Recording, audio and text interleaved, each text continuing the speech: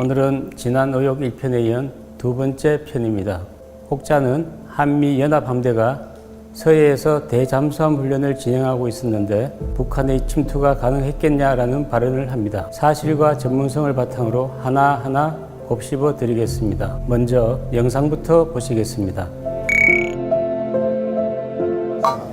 그날 서해에는 무엇을 했는가? 대규모 한미연합훈련 중이었습니다. 태평양 함대, 미7함대, 미국 최고의 함대, 전 세계에서 가장 막강하다는 미7함대가 우리 서해안에 집결했습니다. 한국 함대도 총집결했습니다. 그러면 전 세계 해군력의 거의 20% 내지 30%가 우리 서해 앞바다에 집결해 있었다는 뜻입니다. 그런데 그 사이로 삐집고 들어와서 방파를 시켰다는 얘기인데, 이지스함 세대, 이지스함 한 대가요 1300km를 커버합니다. 만주 벌판까지 커버합니다. 이지스함 한 대의 정보력이 만주 벌판까지 움직이는 적의 동향을 다 실시간으로 수천 개를 동시에 추적할 수 있는 능력 가진 데가 이지스함이거든요. 그게 세 척.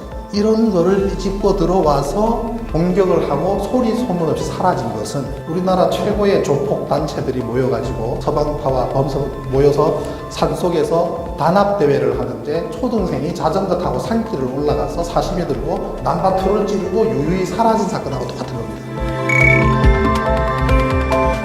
정리를 하자면 만주 벌판까지 감시하는 이지스함, 이러한 이지스함이 세 척이나 포함된 미국의 7함대와 대한민국 해군이 서해에 총집결했는데, 그래서 북한 잠수함이 그 사이를 비집고 들어왔고 못 봤다는 게 말이 안 된다는 겁니다.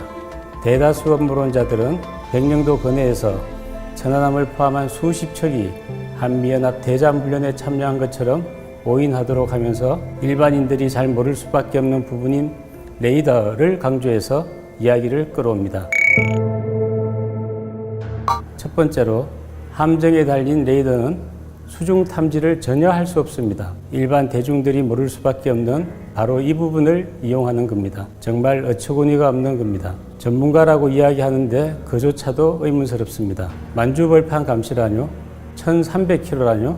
이런 자극적인 단어들을 사용해가면서 마치 이지스함이 1300km 밖 수상과 지상 표적을 포함해 수중까지 모두 추적이 가능한 것처럼 오인토록 하는 것, 명백한 거짓말입니다. 다시 한번 말씀드리지만 함정에 달린 레이더는 수중 탐지용이 아닙니다. 다음 내용을 말씀드리기 전에 당시 국방부의 발표 내용을 바탕으로 한 매체에서는 다음과 같이 기사로 정리했습니다. 내용을 읽어드리면, 한국 정부는 당시 T-리졸브 훈련은 침몰 지역에서 170km 정도 떨어진 태안반도 경렬비열도 인근 해상에서 벌어지고 있었다며 관련 의혹에 대해 부인한 바 있다. 하지만 AP통신은 주한미군 대변인의 실명까지 내세우며 한국 정부의 발표와 다른 위치에서 훈련이 있었고 더군다나 대잠 훈련이 실시되고 있었다고 보도했습니다. 두 번째는 한미연합함대를 비집고 들어왔다는 부분입니다. 당시 국방부의 대응을 정리하면 대잠 훈련은 서해 경렬비열도에서 했다고 반박했습니다. 하지만 기사 내용을 살펴보면 이 매체는 외신 보도를 왜곡해 국방부가 거짓말한 것처럼 보도했고, 안타깝게도 국방부는 어떠한 반박도 하지 않았습니다. 결국 국방부의 이 같은 무대응 방침은 하나의 나비 효과가 되었고, 음모론자들은 연합함대를 비집고 들어왔다는 워딩을 사용하며 북한 잠수정이 연합함대 사이를 실제로 들어온 것처럼 거짓말한 겁니다. 당연히 국방부의 제대로 된 추가적 대응이 없으니까 국방부의 주장이 사실이라면 천안함 성조는 잠수함이 함대를 뚫는데도 알아채지도 못한 실패자다라는 틈을 준 겁니다. 팩트를 말씀드립니다. 천안함은 당시 훈련을 했던 게 아닙니다.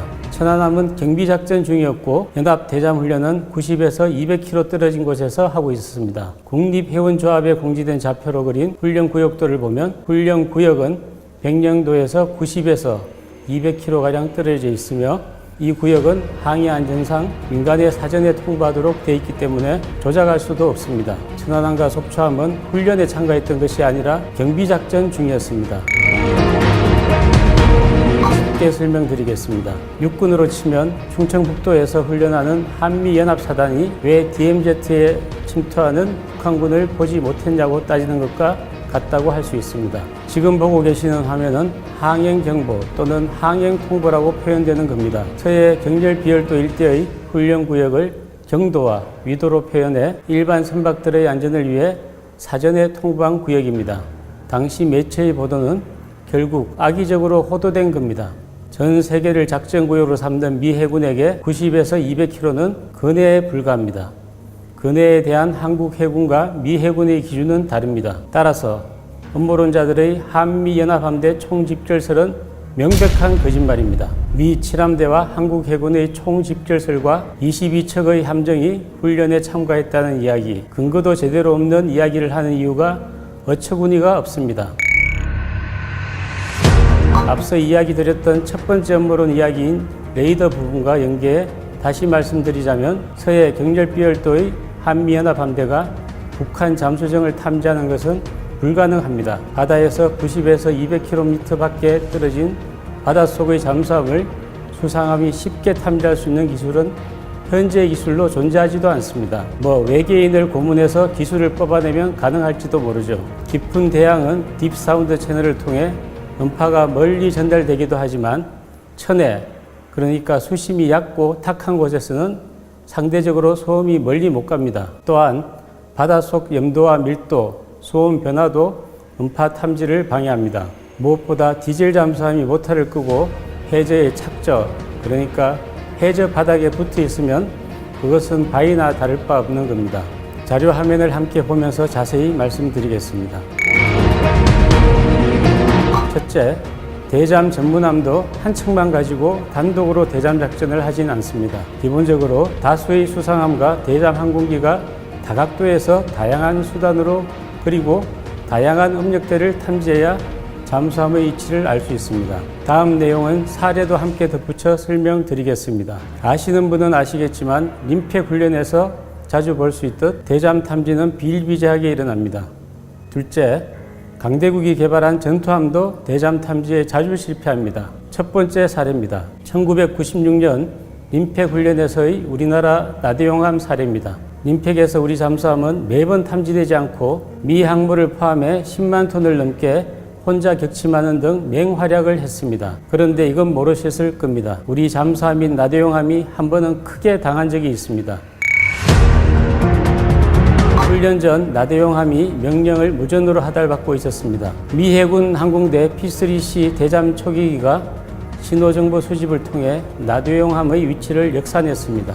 훈련 시작 후 나대용함이 교신을 받던 곳으로 P-3C 대잠 초기기가 날아와 무선 수중 음파 탐지기인 소노브이를 뚫고 주변을 훑으며 압박했습니다. 훈련이 시작되자마자 나대용함의 주변에 음파 탐지기가 대규모로 뿌려진 겁니다. 이때 무려 16시간이나 수중에서 앞으로 가지도 뒤로 가지도 못하고 정지하고 있었고 수중 호버링으로 탐지되지 않다가 훈련 막바지에 해당 구역을 빠져나오다 피격되게 되었습니다.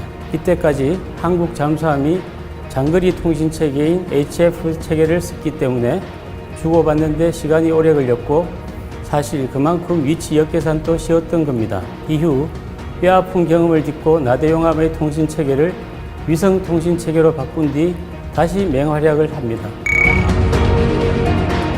여기서의 교훈은 모두 세 가지입니다. 첫째, 은밀하고 치명적인 잠수함도 일단 위치를 알면 발 정도는 묶을 수 있다. 둘째, 위치가 발각돼 주변에 소노부이가 투하돼도 수중 호버링을 하면 피탐되지 않을 수 있다. 셋째, 대략적인 위치 탐지마저 통신체계 하나 바꾸는 걸로 극복했다. 이겁니다.